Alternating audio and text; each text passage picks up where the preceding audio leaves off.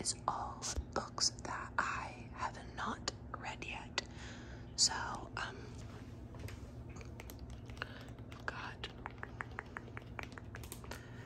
Little Women, Emma. The Ocean at the End of the Lane is my March book club pick. I read a Sally Hepworth book last month that I gave 5 stars, so I picked this one up.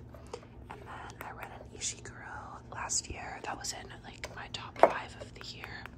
So I bought Clara and the Sun, some Lisa Jewell, Suman Kid. Same with the, sorry, I just have this little Happily Ever After sign. I read a Station 11 by Emily St. John Mandel last year. I really liked it. I have never seen Game of Thrones. I'm one of those like weirdos that's never seen it. So I figured I would actually read the books. These are all just some books I'm excited about. My best friend gave me The Priory of the Orange Tree for my birthday, and I'm really excited to tackle this behemoth. Yeah, so this is everything on my physical TBR. Okay, now getting into books that I have read, which is more exciting because I can actually talk about them. Beach Read, Emily Henry. I'm pretty sure I read this by the pool in the summer, and it was the perfect beach read, pun fully intended. The Girl on the Train, so good. I read this a few years ago now. The movie with Emily Blunt was actually terrible, terrible, terrible. I hated it. Finley Donovan is killing it. I actually just read this month. I love this cover. It's so cute. This book was so like funny and campy and silly, and also like did some really good like mystery storytelling, and it's not my typical genre, but I loved it so much. This is the TTYL series by Lauren Miracle.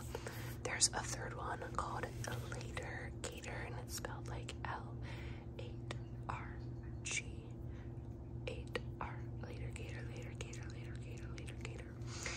These books were my entire like middle school. I loved them so much. They're all written in the style of like online like AIM chats. But yeah, I will always keep these books, and I hope that when I have daughters one day, they will like them too. Memory Collectors. This was so good. I've never heard anybody talk about it, but it's basically about this girl who she can like sense emotions and memories that are attached to objects like that. Sorry, there's cars out, even though it's like 1 o'clock in the morning right now on a Monday night. But it's about a girl that can sense like objects. It's basically like she's an extreme empath, but it's for objects. It's a lot of magical realism. It's really fun and heartwarming. My Dark Vanessa.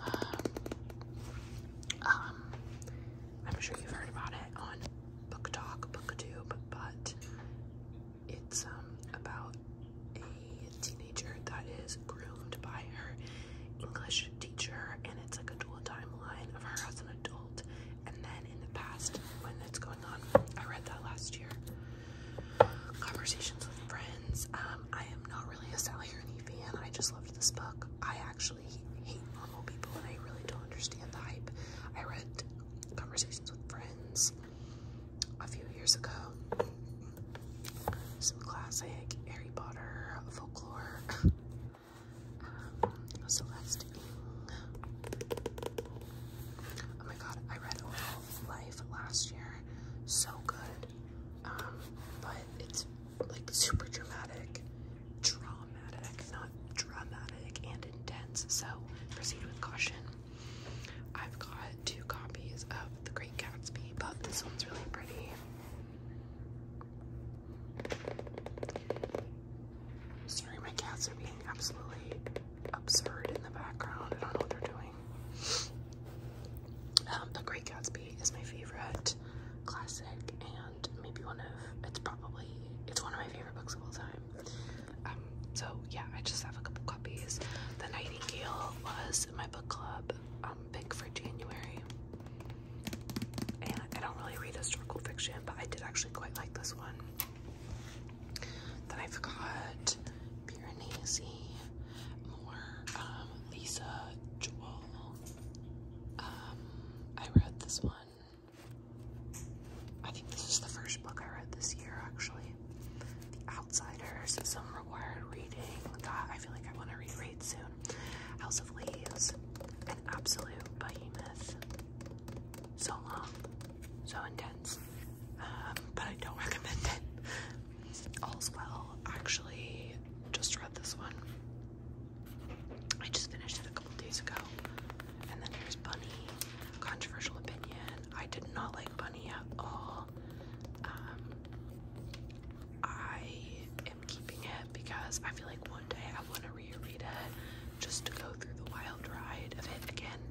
But like, I just don't think that I was the intended audience because I didn't really get what the hell she was talking about.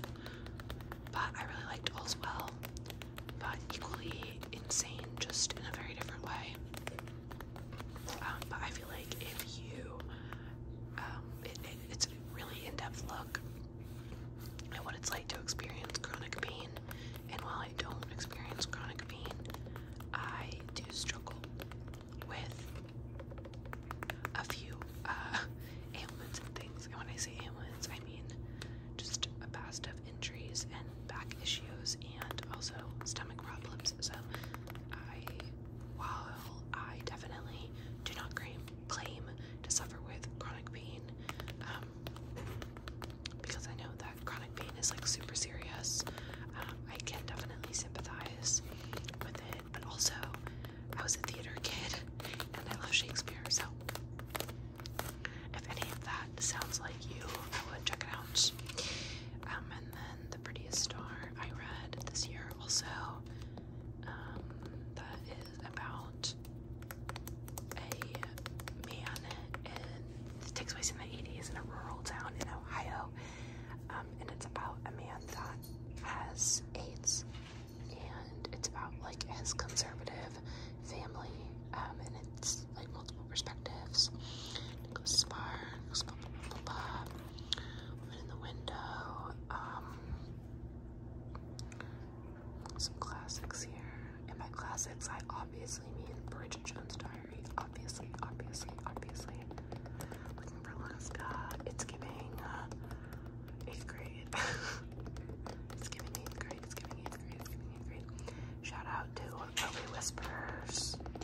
I bought our book at our book launch like several years ago. Okay. And then down here, I just have the books I currently have checked out from the library. Ready Player 2. So, my cats are being absolutely feral. Ready Player 1 was my #1 favorite book of 2021, and I've been putting off reading Ready Player 2 because I just don't think it's going to live up to the first book, which is a really silly reason to not read it. But I finally checked this out. I've been wanting to read On Earth We're Briefly Gorgeous. I've got Stem Cell Now.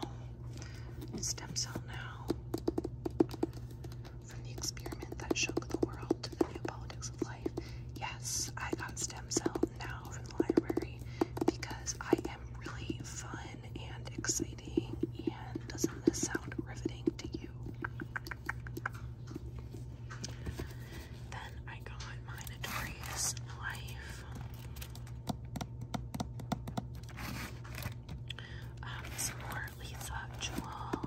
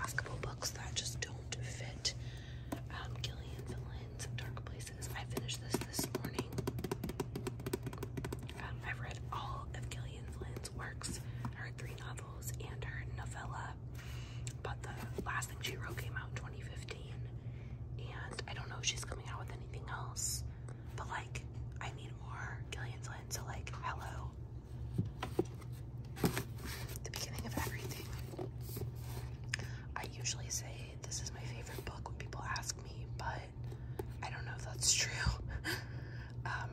It was at one point, but this is YA. It's a little bit, I don't want to say it's young for me because like I'm literally rereading Harry Potter right now, but it's a little, I used to think it was a lot deeper than it probably is. It's giving John Green vibes. It's giving like, his book, An Abundance of Catherines, which I said was my favorite John Green book because I thought it made me original. But like, really, that book was so weird. I don't really know why I liked it. But anyways, I did quote this book in my law school personal statement, and I'm currently in law school, so obviously that worked out. Well, I bought this. This was basically we used this as a reference text for a philosophy class I took in undergrad, and I actually loved it. It like just is like little bits and stories. I mean, it's completely nonfiction, but it's like little bits about like all of the, not all of them, but like a lot of the key philosophers, and like their time and just kind of like what they were about. Like, well, here is Epicurus. But I really love philosophy. It's so interesting to me. I wish I would have had the time to take more philosophy courses.